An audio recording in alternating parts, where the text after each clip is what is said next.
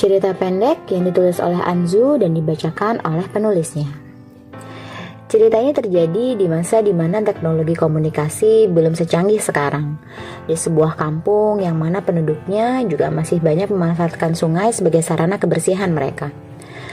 Alkisah hiduplah seorang ibu bersama kelima anaknya yang masih bersekolah.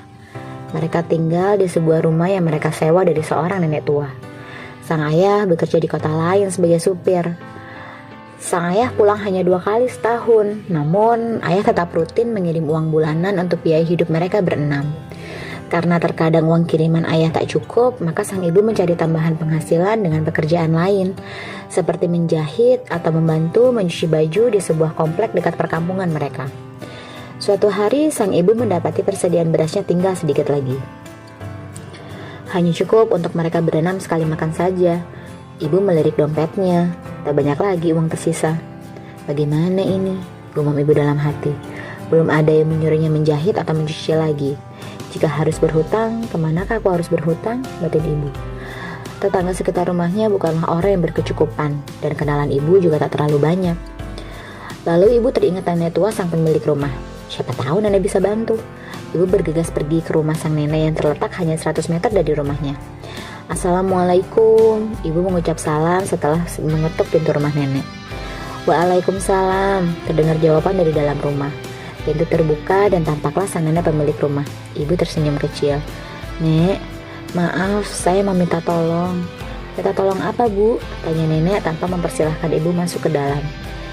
Gini nek, beras saya habis dan ayah belum ngirim uang lagi. Kalau boleh, saya pinjam uang untuk beli beras. Ibu menundukkan kepala, merasa malu. Nenek menatap ibu yang sedang menunduk itu dengan sedikit angkuh. Kalau saya nggak ada uang, Bu. Ibu mengangguk pasrah. Sudah mengendak pamit pulang saat tiba-tiba nenek berkata lagi. Pinjam aja ke Mbak Wati, Bu. Dia biasa ngutangi beras. Nenek mengusulkan. Ibu tersenyum lega, lalu mengangguk setuju. Nenek mengantar ibu ke rumah Mbak Wati yang letaknya di pinggir sungai besar di kampung itu.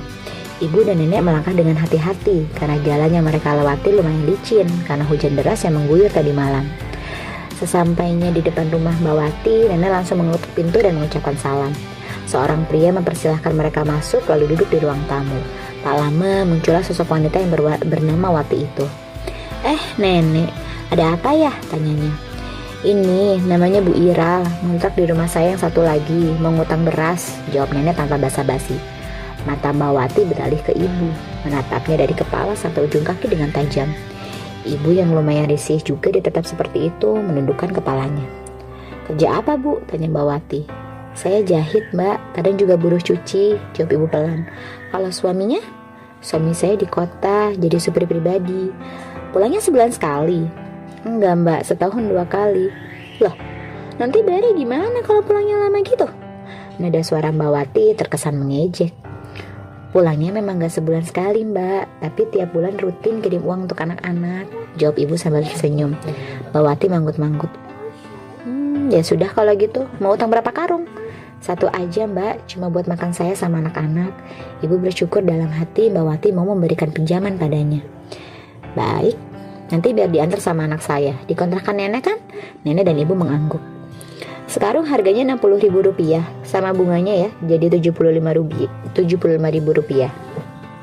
Jangka waktunya sebulan, jangan sampai lewat. Kalau lewat nanti bunganya nambah. Nenek bantu ingetin ya. Iya. Nah, itu Bu, denger kan? Jangan sampai nggak dibayar. Nenek memandang ibu. Ibu mengangguk, masih dalam hati ia keberatan dengan bunganya. Singkat cerita, perjanjian itu telah lewat masanya. Ibu bingung karena ayah tak jua mengirim uang, dan ibu sendiri tak bisa menghubungi ayah. Sebenarnya ibu punya simpanan yang ibu sisihkan dari upah mencuci dan menjahit sebulan terakhir, namun hanya 10.000. Suara ketukan keras di pintu rumah mengejutkan ibu yang tengah berpikir di dapur. Ibu buru-buru membukanya, tampak Mbak Wati dengan muka masam di depannya. Bu Ira, bayar utang berasnya, udah lewat ini. Mbak Wati langsung menagih tanpa mengucapkan salam. Ibu mencoba mengambil hati dengan mempersilahkannya masuk. Masuk dulu, Mbak. Gak perlu, urusan saya banyak. Cepetan, mana uangnya? Mbak, suami saya belum ngirim, jawab ibu pelan. Mbak Wati menghela napas cepat. Katanya sebulan sekali ngirim. Iya mbak, tapi ini lagi telat. Ada masalah mungkin mbak? Ibu berkata lagi, lalu melanjutkan. Ini saya ada 10.000 mbak. Mbak Wati mendengus kesal. Buat bunganya aja nggak cukup bu. Ya udah, nanti saya kesini lagi. Uangnya harus sudah ada. Tanpa berpamitan, Mbak Wati kemudian berlalu meninggalkan ibu yang meremas lembaran 10.000 di tangannya dengan hati pedih. Dalam hati ia berdoa, semoga Allah memberikan jalan keluar untuk masalahnya ini. Seminggu kemudian, Mbak Wati datang lagi ke rumah ibu. Ibu yang masih belum mendapat kiriman uang dari ayah memberanikan diri menghadap Mbak Wati yang sudah liputi amarah. Bu, ini udah lewat 2 minggu. Saya udah sabar ya. Bayar cepetan sekarang. Sama bunganya jadi 82.500. Tapi Mbak Wati memotong ucapan ibu. Kenapa? Suaminya belum ngirim. Alasannya sama ya. Jangan-jangan gak punya suami lagi sebenarnya. Ucapan Mbak Wati membuat ibu merasa sakit hati yang teramat dalam. Namun sebelum ibu sempat membalas ucapannya, Mbak Wati sudah berkata lagi. Panggilin Nenek Minah sekarang. Perintahnya pada anak lelakinya yang berdiri tak jauh darinya. Anaknya mengangguk patuh. Tak lama ia datang bersama nenek. Kenapa Mbak Wati? Nenek bertanya bingung. Mbak Wati menunjuk ibu yang masih menunduk. Ini loh, gak bayar dia nek. Katanya suaminya belum ngirim. Udah mau 2 bulan nih. Nenek Minah menatap ibu dengan pandangan yang sama angkuhnya dengan tatapan Mbak Wati. Bu, kan udah diingetin. Jangan sampai telat bayar. Kalau gini saya yang malu. Nenek mencibir pada ibu. Ibu meremas ujung bajunya yang sekali menjawab cacian mereka. Namun lidah ibu keluh, hanya bisa membisu. Dia bilang suaminya belum ngirim. Sebenarnya ada apa enggak sih nih suaminya? Tanya Mbak Wati mengejek ibu. Ada, saya pernah lihat dulu, tapi udah lama banget. Emang belum ngirim kali. Kamu tunggu aja seminggu lagi. Nenek sedikit membela ibu walaupun masih menatap ibu kesal. Mbak Wati menghela napas panjang. Sebelum pergi, ia mengucapkan kata-kata yang membuat ibu tak bisa lagi membendung air matanya. Kalau dari awal gak mau bayar itu ya gak usah ngutang, nyusahin orang aja. Lalu Mbak Wati berlalu diikuti Nenek Minah yang memandang ibu sinis. Setelah menutup pintu, ibu melangkah ke kamar, mengambil mukena dan sajadah, berdoa memohon pada Sang Pencipta. Anak-anaknya dari tadi menyaksikan kejadian itu hanya diam. Mereka ingin membela ibu, namun tangan ibu yang menghalangi mereka keluar tadi membuat mereka mengurungkan niatnya. Hujan mulai turun. Ibu bersimpuh, memohon ampun pada Allah akan kesalahannya, meminta kekuatan agar bisa lebih bersabar, mohon dibukakan jalan untuk keluar dari masalah ini. Ya Allah, ampuni aku ya Allah. Engkau tahu hamba bukan sengaja tak ingin membayar hutang. Engkau pula tahu alasan mengapa hamba berhutang. Bukakanlah pintu hati mereka yang menghina hamba hari ini, agar bisa memahami kesusahan yang hamba alami ya Allah. Dan teruntuk suamiku, mohon kau berikanlah kemudahan untuknya dalam cari nafkah untuk hamba dan anak-anaknya ya Allah. Engkaulah sebaik-baiknya penolong ya Allah. Hamba hanya memohon pertolonganmu ya Allah.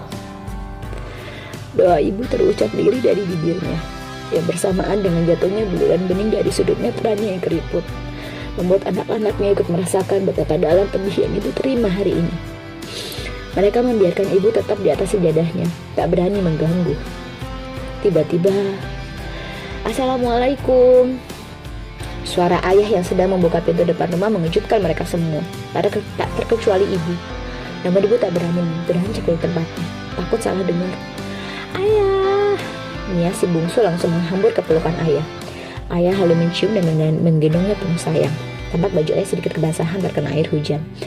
Ayah pulang. Mia, anak keempat mereka, memeluk kaki ayah. Setelah semua anak mencium tangan ayah, ayah menurunkan Mia, lalu bertanya di mana ibu. Yudi, anak pertamanya, menunjuk kamar. Ayah masuk ke kamar dan mendapati ibu yang masih menangis sejadahnya. Bu, ayah menepuk bahunya yang berguncang. Ibu lalu memeluk ayah erat. Ayah bingung dan sikap ibu membiarkannya. Mungkin rindu, batin ayah. Ayah kenapa gak kirimi ibu uang? Tanya ibu di sela tangisnya. Ayah melepaskan pelukan ibu lalu menjawab dengan nada meminta maaf. Iya, maaf bu. Jadi Pak Santoso kan mau keluar negeri. Ayah dikasih bonus gede, terus ayah dibolehin bawa mobilnya ke sini. Jadi sengaja ayah gak kirim uangnya dulu. Soalnya ayah kan mau pulang. Sekalian pengen ajak anak-anak jalan-jalan pakai mobil. Maaf ya bu. Ayah menggenggam tangan ibu. Ibu yang masih terisak membuat ayah bingung. Pasti ada yang tidak beres. Ibu ini kenapa? Tanya ayah. Ibu lalu mencoba bercerita, meski dengan terbata-bata. Ibu utang beras pak sama Mbak Wati. Tapi karena ibu gak bisa bayar, tadi ibu dihina Pak. Dibilang jangan ngutang kalau gak bisa bayar. Dibilang suaminya sebenarnya ada apa enggak.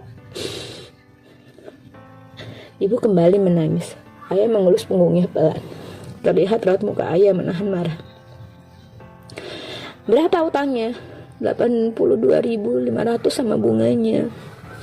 Ayah lalu mengeluarkan 2 lembar uang 50.000 dari dalam dompetnya.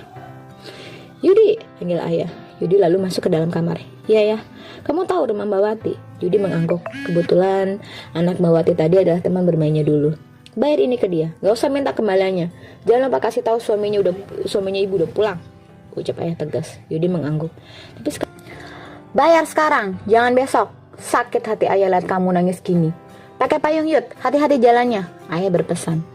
Yudi mengangguk patuh, lalu bergegas pergi.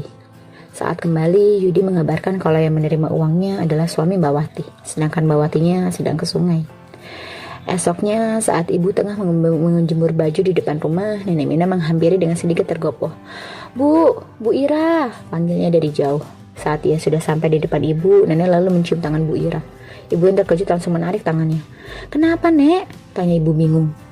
Saya minta maaf, Bu. Saya minta maaf untuk kata-kata dan perbuatan saya gak berkenan di hati Bu Ira. Ucapnya membuat ibu heran. Iya, sama-sama, Nek. Tapi ada apa sebenarnya? Tadi malam pas hujan gede, Mbak Wati buang air besar di sungai. Terus hanyut. Tadi pagi ditemuin nyangkut di pohon gede, badannya setengah telanjang. Saya ngerasanya itu azab dari Allah karena udah ngehina Bu Ira kemarin, kata Nina penuh sesal. Innalillahi wa inna ilaihi raji'un. Ibu berkata liat. Azab atau bukan itu hanya Allah yang tahu. Namun kisah ini mengajarkan kita bahwa bantulah sesamamu dengan ikhlas. Jangan pernah menghina orang. Karena doa orang yang terzolimi langsung dikabulkan oleh Allah.